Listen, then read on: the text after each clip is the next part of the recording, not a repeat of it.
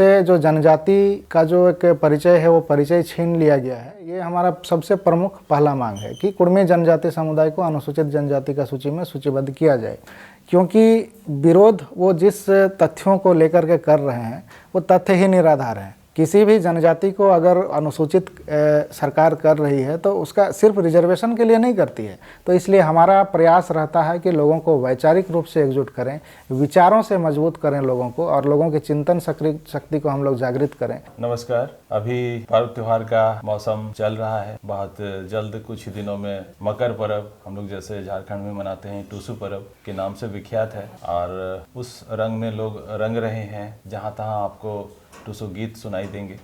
फिलहाल हम बात करेंगे अपने इस समाज की, झारखंड में जिस तरीके से पिछले कुछ समय से यहाँ सामाजिक और राजनीतिक माहौल में कुछ तब्दीली आई है, कुछ गर्माहट भी आ गई है। मैं बात करना चाह रहा हूँ कुड़मी समुदाय की, कुड़मी जनजाति की, और समाज के लोग जिस तरीके से अपनी मांगों को लेकर आगे बढ़ रहे हैं। अनुसूचित जनजाति की सूची में शामिल करने की मुख्य मांग है, इसके अलावा कई और मांगे हैं। और इसी संदर्भ में मैं आज बैठा हूँ यहाँ पर प्रसेनजीत महतो के घर में, और आपको पता है कि ये आदिवासी कुड़मी समाज के केंद्रीय अध्यक्ष भी हैं और लगातार ये अभियान चला रहे हैं। फिलहाल जहां तक मेरी जानकारी है कि अभी 9 जनवरी में जिला मुख्यालय में, तमाम जिला मुख्यालय में राज्य के ये ज्ञापन सौंपने जा रहे हैं अपनी मांगों को लेकर। इन्हीं से मुतालिक हम बात करेंगे इनसे। तो प्रसेनजीत जी, आपका बहुत बहुत स्वागत है हमारे इस शो में। जोहार। जोहार। अब क्या चल रहा है, किस तरीके से आगे बढ़ रहे हैं, क्या कर रहे हैं, जरा सा हमें इसको विस्तार से बताएं। अभी हम लोग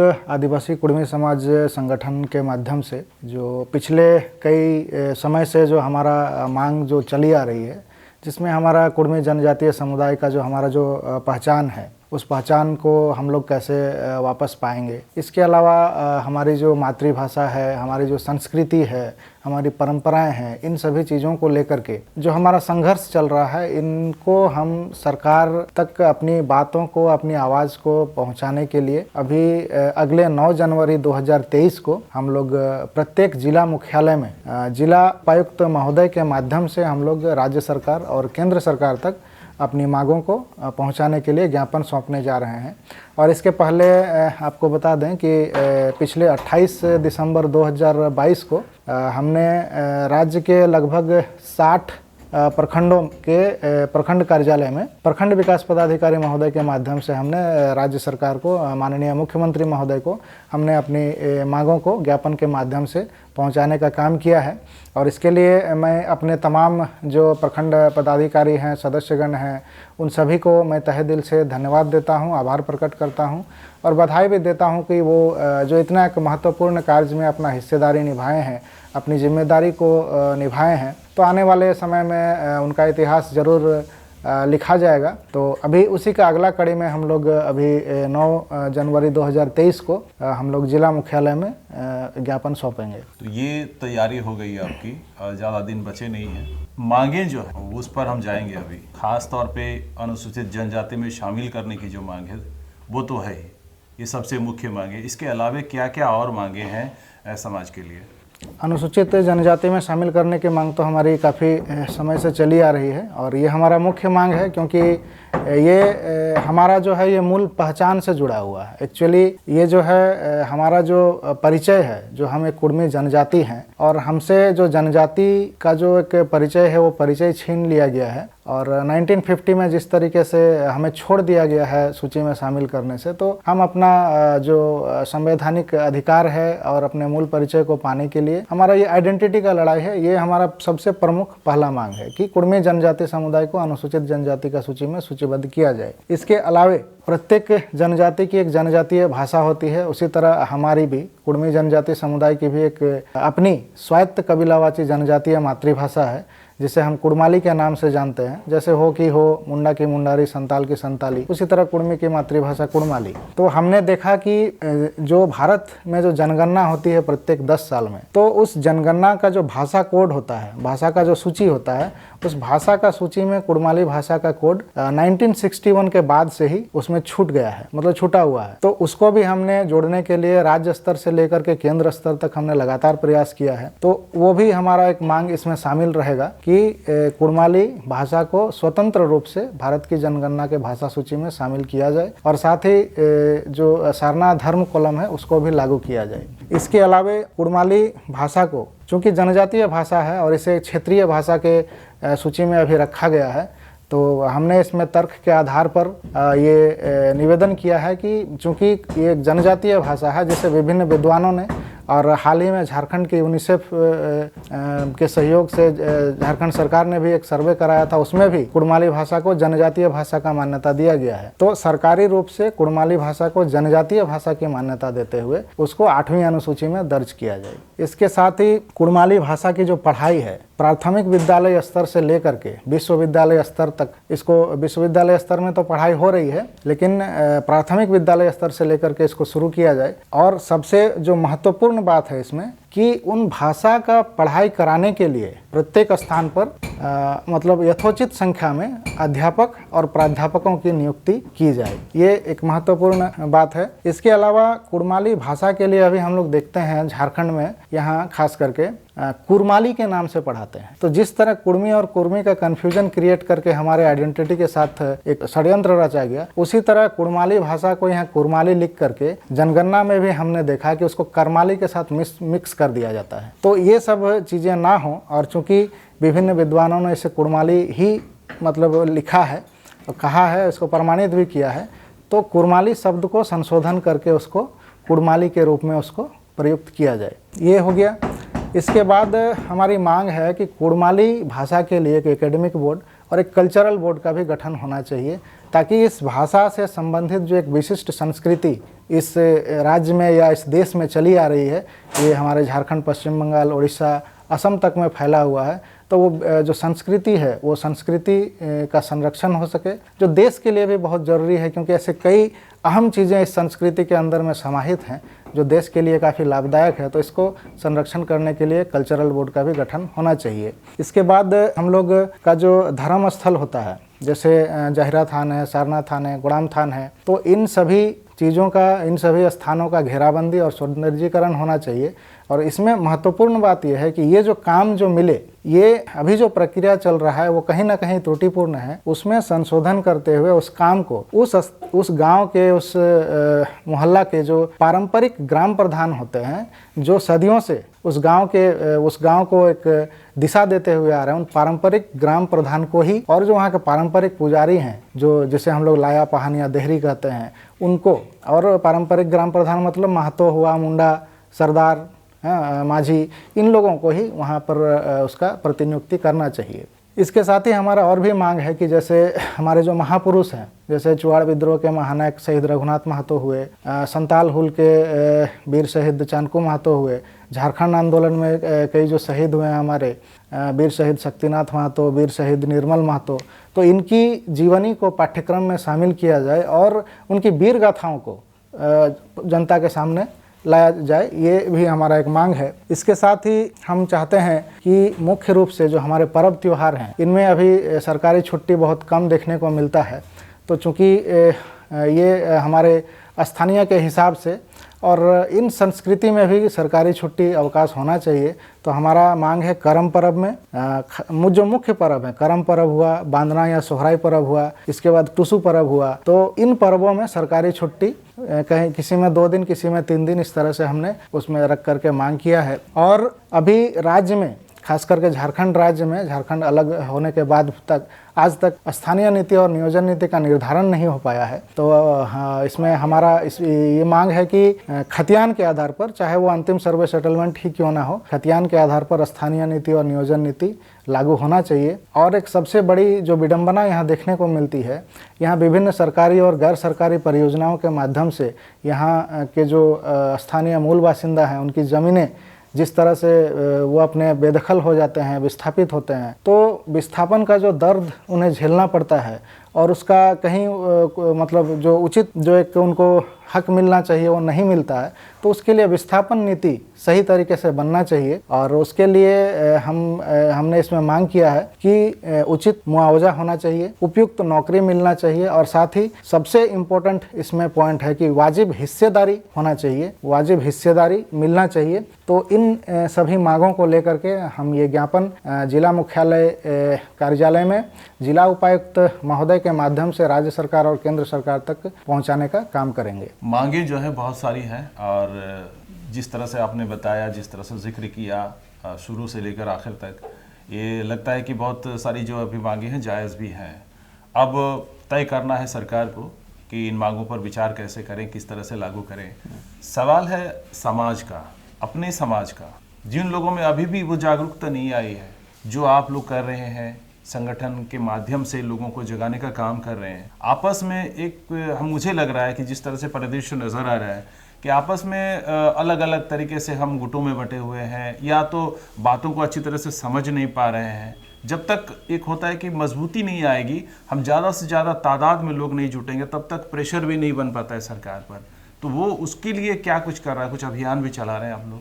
इसके लिए हम लोग लगातार जन जागरण अभियान हम लोग चलाते हैं। ये हमारा संगठन जब से चल रहा है तब से हम लोग खास करके, कम से कम दूसरे संगठन का तो पता नहीं, लेकिन हम अपने संगठन के तरफ से लगातार ग्रामीण स्तर पर हम लोग जन जागरण अभियान चलाते हैं, और गांव-गांव में जाकर बैठक करके उन्हें अपने भाषा, संस्कृति, परंपराओं और जो संवैधानिक हक अधिकार है उन सभी के विषय में हम लोग बताने का काम करते हैं और उन्हें जागरूक करने का काम करते हैं। और जहाँ तक संगठित होने का सवाल है, तो ये तो है ही, हमें संगठित होने की ज़रूरत है, लेकिन संगठित आदमी तभी हो पाएगा जब उनमें वैचारिक एकरूपता होगा। अगर वैचारिक जो विचारधारा है तो वो अगर समरूप नहीं होता है तो उसमें एकजुटता नहीं आ पाती है, क्योंकि विचार अगर अलग अलग होंगे तो चाहकर भी वो नहीं हो पाता है। तो इसलिए हमारा प्रयास रहता है कि लोगों को वैचारिक रूप से एकजुट करें, विचारों से मजबूत करें लोगों को, और लोगों की चिंतन शक्ति को हम लोग जागृत करें। और हम लोग सभी लोगों से ये अपील भी करते हैं, जो भी लोग समाज के लिए काम करते हैं, कि मतलब देखिए, बहुत होता है कि हम बड़े बड़े भाषण दे दिए और फिर घर में जा कर के बैठ गए, तो वैसा नहीं। हर किसी को चाहिए कि महीना में कम से कम 2 से 4 गांव ज़रूर विजिट करें और जाकर के लोगों को जागरूक करने का काम करें। अगर हर आदमी अपने आप में ये बीड़ा उठा ले तो मुझे लगता है कि बहुत जल्द समाज में एक बहुत बड़ा वैचारिक परिवर्तन हमें देखने को मिलेगा।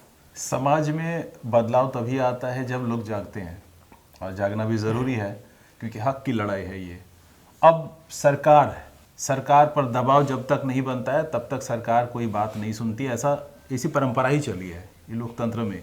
आप संवैधानिक मर्यादाओं को पालन करते हुए अपनी मांगे रख रहे हैं, बावजूद इसके जो समाज के अंदर में, पूरे झारखंड के परिप्रेक्ष्य में मैं बात कर रहा हूँ, यहाँ जितने भी गैर कुर्मी आदिवासी समुदाय के लोग हैं, अब एक तरह का प्रोपेगेंडा चल पड़ा है, चाहे जो कहें आप, जिस तरह से बातें उठ रही है कि नहीं ये तो माहौल को ख़राब कर रहे हैं, आपस में फूट डालने की बात कर रहे हैं, अपने आप को, हमारे हक को लेने के लिए ये आ रहे हैं, झूठ मूठ का प्रचार कर रहे हैं, इतिहास को ये लोग बिगाड़ रहे हैं, इतिहास को झुठला रहे हैं या अपने से बना रहे हैं। ये सारी जो चीज़ें हैं ये उभर के आ रही है, तो विरोध के भी स्वर गूंज रहे हैं। उनके बारे में कुछ बात आपसे मैं जानना चाह रहा हूँ कि क्या इसका सॉल्यूशन क्या है, किस तरीके से लोग समझें कि भाई हम अपने हक की लड़ाई लड़ रहे हैं, आपका हक नहीं मार रहे हैं। देखिए, इसमें सबसे पहले तो मैं यही कहना चाहूँगा कि ये जो विरोधाभास जो उठा है, या फिर जो लोग विरोध कर रहे हैं जी, तो विरोध आखिर किन कारणों से कर रहे हैं, और ये विरोध करने का उनका कारण क्या है, उनका उद्देश्य क्या है, मकसद क्या है, इस चीज़ को हमें समझना पड़ेगा। क्योंकि विरोध वो जिस तथ्यों को लेकर के कर रहे हैं वो तथ्य ही निराधार हैं, और लोगों को अगर गलत तथ्य बता करके, अगर बलगरा कर किसी समुदाय विशेष के खिलाफ अगर वो किसी समुदाय को अगर इस्तेमाल करते हैं, तो इससे मुझे लगता है कि दुर्भाग्यजनक बात और कोई नहीं हो सकता है। क्योंकि हम जो मांग कर रहे हैं वो मांग सरकार से कर रहे हैं, और पूरे तथ्यों के आधार पर पूरे संवैधानिक तरीके से हम अपनी मांगों को रख रहे हैं, तो इसमें किसी को भी विरोध करने का कोई प्रश्न नहीं उठता है। जहाँ तक हमारा जो भी मांग का बात है वो तो सरकार किस तरह से उसे पूरा करेगी, और ज़रूरी नहीं है कि सरकार को अगर प्रेशराइज़ किया जाए तभी वो मांगें पूरी होती हैं, क्योंकि आप देखेंगे पिछले कई जो समय में कई ऐसे परिवर्तन हुए हैं। अभी पिछले कुछ समय में देखिए कई कम्युनिटी को अभी शेड्यूल ट्राइब में शामिल किया गया है। तो आप उन कम्युनिटी का आप इतिहास निकाल करके देख लीजिए, उन्होंने ना कभी कोई आंदोलन किया है, ना कभी कहीं उस तरह का कुछ सरकारी दबाव डाला है, कुछ नहीं, लेकिन एक प्रक्रिया के तहत उन लोग ज़रूर गए होंगे और उस प्रक्रिया के तहत ही उनका इंक्लूजन हुआ है। तो हमारा ये पूरी तरह से सरकार के ऊपर ये मतलब भरोसा है कि वो अगर हमारा प्रक्रिया सही है तो आज नहीं तो कल हमें भी एसटी के सूची में उन लोग शामिल ज़रूर करेंगे। ये मामला क्यों ऐसा नहीं लग रहा आपको कि कुर्मी बहुसंख्यक आबादी है झारखंड में, और ये आबादी एकाएक जब एसटी सूची में जाएगी तो जीएसटी का जो आंकड़ा है, जो प्रतिशत है, वो एकाएक आएगा, ऊपर जाएगा, तो उससे नुकसान होगा या फायदा होगा यहाँ के लोगों का? क्या ये समझ नहीं पा रहे लोग? नुकसान तो इसमें किसी का कुछ नहीं होगा, बल्कि इसमें फ़ायदा ही फ़ायदा है। इसमें ना ही यहाँ के लोगों का कोई नुकसान है, ना ही बाहर के लोगों का कोई नुकसान है। ये एसटी एक्चुअली लोग समझ नहीं पाते हैं कि एसटी है क्या। किसी भी जनजाति को अगर अनुसूचित सरकार कर रही है तो उसका सिर्फ रिजर्वेशन के लिए नहीं करती है, उसको उसका जो भाषा है, संस्कृति है, परंपरा है, उनको उनका संरक्षण के लिए और इसके साथ और ऐसी कई सारी चीज़ें जुड़ी हुई हैं, उनके लिए उनको अनुसूचित किया जाता है। तो इसमें किसी को कोई नुकसान नहीं होने जा रहा है, बल्कि इसमें हर किसी को इसमें लाभ ही होगा। और जो भी जिस तरह की चीज़ें लोग फैलाते हैं, मैं खास करके तो उन लोगों से ये कहना चाहूँगा कि इस तरह का प्रोपेगेंडा समाज में ना फैलाएं, और मैं दोनों ही तरफ के लोगों से कहना चाहूँगा कि इस मुद्दे को लेकर के राजनीति ना करें। ये पूर्ण रूप से सामाजिक मुद्दा है और सामाजिक तरीके से, संवैधानिक तरीके से इसको हम लोग हासिल करने का प्रयास कर रहे हैं। कोई भी, चाहे इधर के हों या उधर के हों, इस मामले को लेकर के राजनीति ना करे, क्योंकि किसी भी सामाजिक मुद्दा का राजनीतिकरण करना अच्छी बात नहीं होती है। और जो लोग विरोध कर रहे हैं, मैं उनसे भी कहना चाहूँगा कि आप अगर इस तरह का अगर विरोध करते रहेंगे तो संविधान में ऐसी कई तरह की चीज़ें हैं, इस चीज़ को लेकर के कहीं ऐसा ना हो कि आप अपने ही समुदाय को फिर मुश्किल में डाल दें। इन सभी चीज़ों को भी सभी को ध्यान में रखना चाहिए और लोगों को भी सोचना चाहिए कि इससे ये जो लोग विरोध कर रहे हैं या करवा रहे हैं, इससे हमें फ़ायदा होगा या फिर हमारा इसमें कुछ नुकसान होगा। इन सभी चीज़ों को भी लोगों को ध्यान में रखना चाहिए। मुझे ऐसा लग रहा है, काफ़ी समय से मैं भी इस मुद्दे को लेकर अध्ययन कर रहा हूँ, तो मुझे लग रहा है कि अब तक का जो इतिहास रहा है झारखंड में, एक साथ तमाम समुदाय के लोग प्रेम भाव के साथ रहते आए हैं। पर्व त्योहारों में, रस्म रिवाज जो होता है, शादी ब्याह में, हर मौके पे लोग आते हैं, जाते हैं और भाईचारा का एक वातावरण है। क्या उसे तोड़ने की कोशिश हो रही है? कोई बाहरी तत्व है कि भाई फूट डालो, राज करो? क्या इस तरह का आपको लग रहा है कि यहाँ इस तरह का उसको राजनीति का रंग देने की कोशिश हो रही है? बिल्कुल, हमें तो ऐसा प्रतीत होता है कि इसमें कहीं ना कहीं इसको राजनीतिकरण करके और उस तरह के कुछ लोगों को प्रेरित करके दोनों तरफ से ऐसा हो सकता है कि इसको लड़ाने का प्रयास किया जा रहा है, ताकि ये लोग अगर एकजुट हो गए तो फिर हो सकता है कि दूसरे लोगों को दिक्कत हो, तो ये हो सकता है।